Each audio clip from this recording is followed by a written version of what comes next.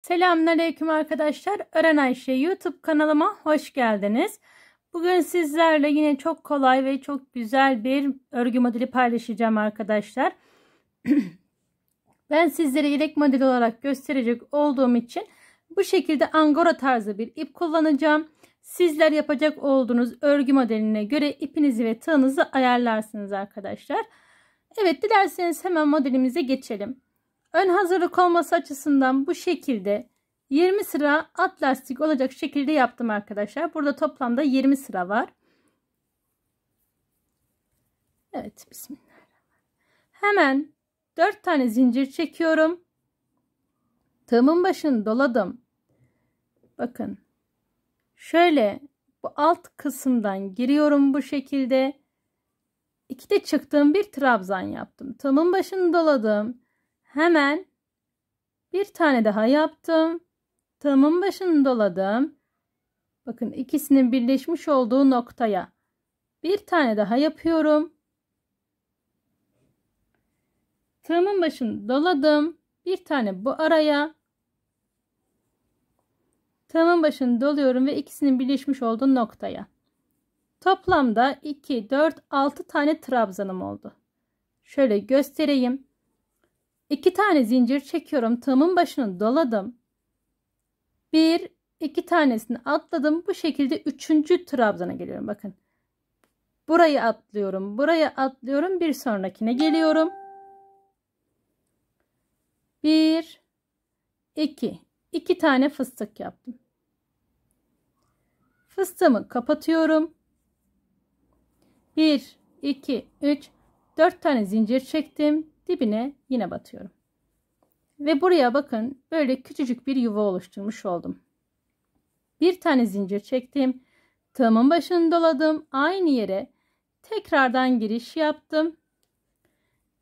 İkili bir fıstık yapıyorum. Sizler fıstıklarınızın daha dolgun durmasını istiyor iseniz daha da fazla yapabilirsiniz tabii ki. Ben ikili yaptım. Benim için ideal.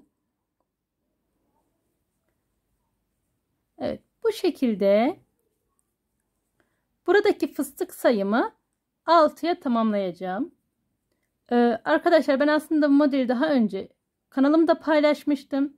Fakat biraz hızlı olduğunu söyleyen arkadaşlarımız oldu. Onlar için tekrardan çekmek istedim. Biraz hızlı anlatmışım. Bu yüzden bazı arkadaşlarımız tam anlayamamışlar. Onlar için tekrardan çekmek istedim. Evet, bu şekilde fıstıklarımı tamamlıyorum. 4 tane zincir çektikten sonra bakın, fıstığın tepesine gelecek şekilde batıyorum ve küçücük bir yuva olmuş oluyor. 1, 2, 3, 4. Bir zincir. Fıstıklarımı hep aynı yere yapıyorum.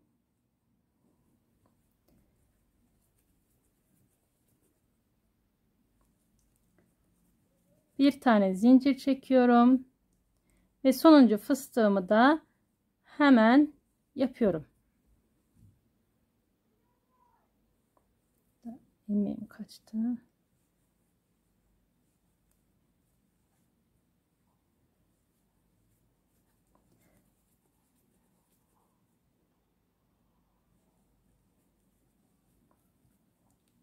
İki tane zincir çekiyorum. Tığımın başını doladım.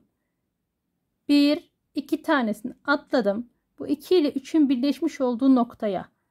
Bakın, tam buraya battım. 1 tane ortaya.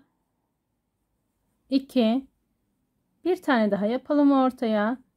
3 ve dördüncüyü de bakın, ikisinin birleşmiş olduğu noktaya batıyorum. Şöyle göstereyim arkadaşlar. Ya da buradaki trabzan sayısını 3 yapalım. Böyle pek hoş durmadı. Bakın, 2 tanesini yaptım. Üçüncüyü buraya yaptım. 2 tane zincir çekiyorum. Tığımın başını doladım. 1, 2 tane atladım. Üçüncüye geldim. 1, 2 tane fıstık yaptım. Fıstığımı kapattım. 2 tane dedim, ikili fıstık. 1, 2, 3, 4 tane zincir. Bakın fıstığımın tepesine batıyorum. Şöyle küçücük bir yuva olmuş oluyor. Bir zincir. Aynı yere tekrardan batıyorum. Fıstığımı kapattım. 1, 2, 3, 4 tane zincir. Bakın tığımın başını doluyorum. Bu şekilde ilmeği alıp uzatıyorum. Aynı işlemi bir kez daha yapıyorum. Buna ikili fıstık diyoruz.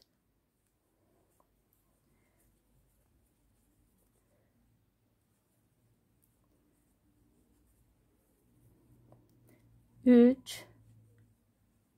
Bu şekilde 6'ya tamamlıyorum.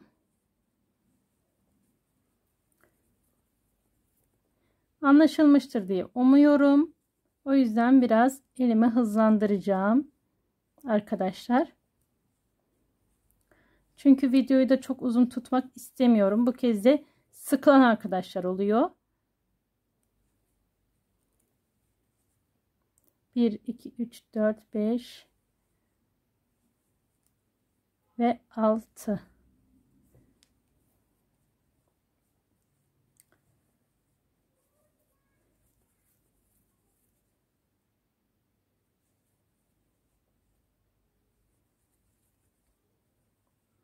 Bir, iki tane atlıyorum. Bakın 2 ile 3'ün birleşmiş olduğu noktaya trabzan yapıyorum. Bir tane bu araya ve bir tane de bu iki trabzanın birleşmiş olduğu noktaya batıyorum. Şöyle göstereceğim şimdi sizlere. Bu şekilde arkadaşlar. Sıramızı bu şekilde tamamlayalım lütfen. Evet arkadaşlar, bakın bu şekilde bu sıramızı tamamladık. 1, 2, 3, 4 tane zincir çekiyorum. Geriye döndüm. Bu şekilde hemen kenar trabzanlarımı yapıyorum. Şimdi burada 6 tane zincir çekeceğim. 1, 2, 3, 4, 5 ve 6. Tığımın başını dolamadım. Bakın. Birinciyi atladım. İkinciyi atladım. Üçüncü fıstığımın, bakın bu şekilde, bakın. Buradan tığımı geçirdim. Böyle fıstığımı tığımın üzerine almış oluyorum. Ve sık iğne ile sabitledim. 4 tane zincir. Bir sonraki fıstığıma da aynı işlemi yapıyorum. Bakın. Sağından bu şekilde girdim. Solundan çıktım. Bu şekilde kapattım.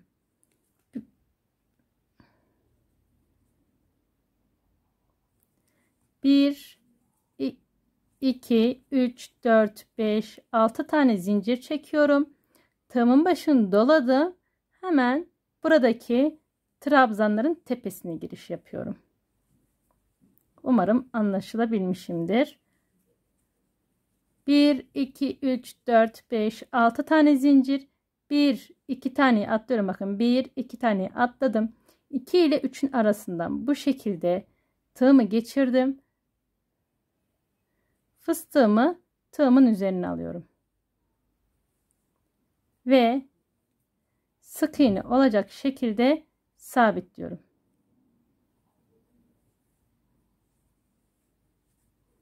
Bir, iki, üç, 4 tane zincir. Hemen diğer fıstığımı. Aynı işlemi yaptım. 6 tane zincir çekiyorum. Tığımın başını doluyorum. Hemen trabzanlarıma geliyorum. Buralar bilindiği için biraz hızlı geçmeye çalışıyorum. 6 zincir, 1 2 tanesini atladım. Bakın 1 2 2 ile 3'ün arasında bu şekilde tığımı geçiriyorum ve 3. fıstığımı tığımın üzerine alıyorum. 4 tane zincir çektim. Hemen bir sonraki fıstığımı da, yani 4. fıstığımı da tığımın üzerine alarak buraya da bir sık iğne yapıyorum. Yani arkadaşlar bir sonraki modeli koyabilmek için yuvalar yapıyoruz.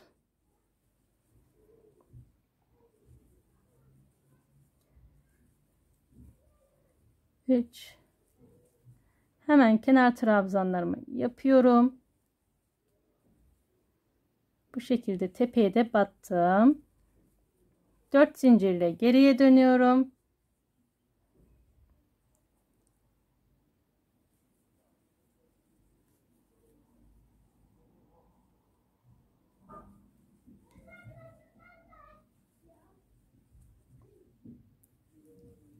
Evet, trabzanlarımı yaptıktan sonra 2 zincir çekiyorum.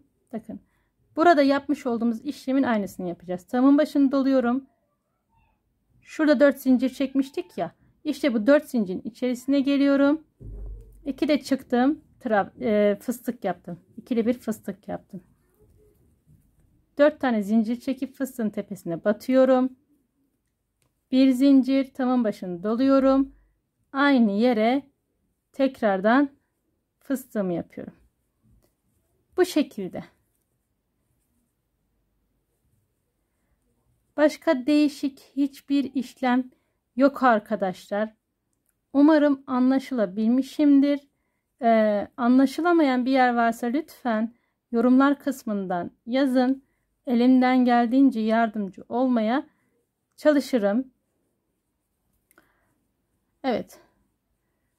Şimdi ben sizler için modelimi biraz büyütüp o şekilde geleceğim arkadaşlar. Şu an çok küçük olduğu için tam anlaşılamıyor.